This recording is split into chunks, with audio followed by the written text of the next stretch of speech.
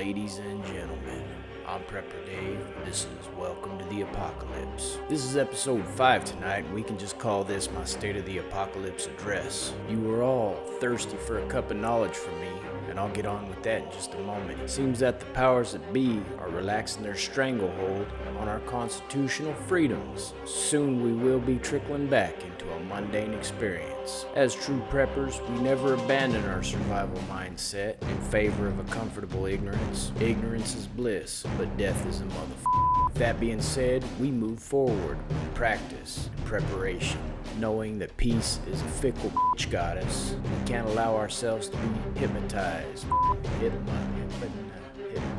We can't allow ourselves to be hypnotized by promises of false security. This is not about getting a haircut or wanting to go fishing. This is about wanting to provide for our families. Personal finances are taking a hit. It is our time to venture out into the world. Our leaders tell us we can't enjoy our beaches and we can't enjoy the mountains. Our leaders are telling us they will let us know when we can be free. They are telling us life as we know it will be forever changed. But I hate to break it to these pencil-necked, elected Kyles and Karens. The people have spoken, and their message to the government is clear.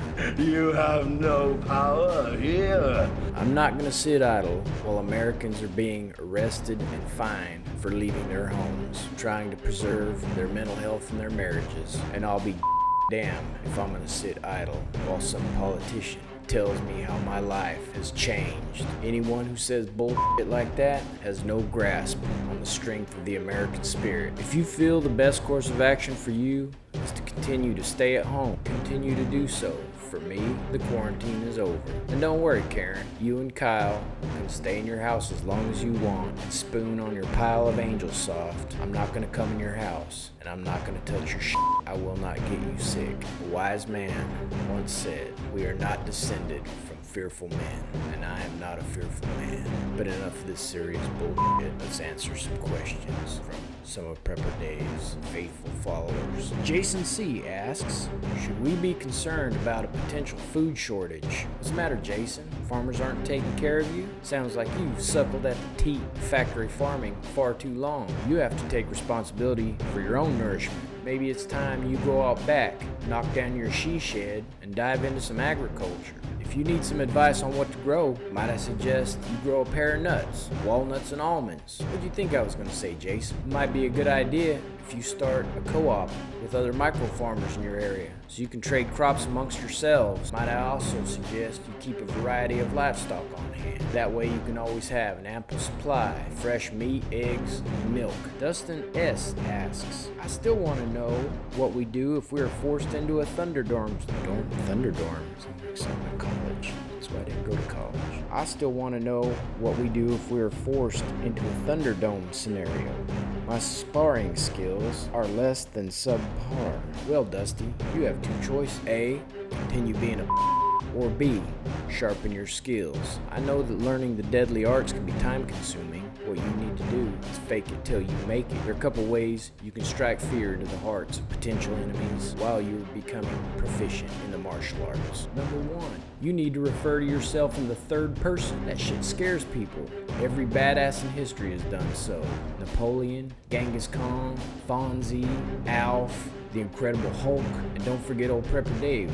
I talk about myself in the third person. Men quake in fear and women want to bear my children. Tip number 2, Dustin, you need to learn a proper scowl. Hell, I practice that shit every day. You can't walk around these mean streets smiling. Smiling makes you look like a child predator. I haven't smiled since the 2nd grade. I haven't smiled since Hee-Haw came out on DVD. I ain't smiled since McDonald's discontinued the McRib. Tip number 3, you need to wear fingerless gloves like some kind of 1950s gangster. Everyone knows that fingerless gloves' only purpose is to protect your hands while dishing out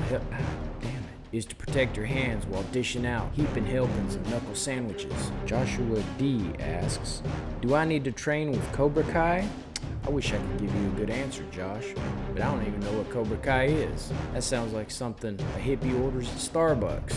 That sounds like a special edition of a Hyundai Excel. Look at me, I drive a Hyundai Excel Cobra Kai edition. That sounds like the nickname of a Twitch streamer. That sounds like the name of a TikTok dance. That sounds like the title of a Post Malone song. I don't think I can help you on this one, Joshy. I don't even know what the hell you're talking about. And with that, it sounds like this episode's gonna come to a close. Sorry I had to get a little serious in the beginning of the episode. There's just some things I had to get off my chest. Bullshit's driving me a little crazy. Join the Facebook group Welcome to the Apocalypse. Say hello. Go follow me on Instagram, or Insta as the youngsters call it. Look me up at PrepperDaveWTTA. Email me PrepperDaveWTTA@gmail.com. Keep the questions coming. I like interacting with you guys, and I know there's a lot of shit you guys need to learn. Hit me up, and with that, I'm out. Until Valhalla.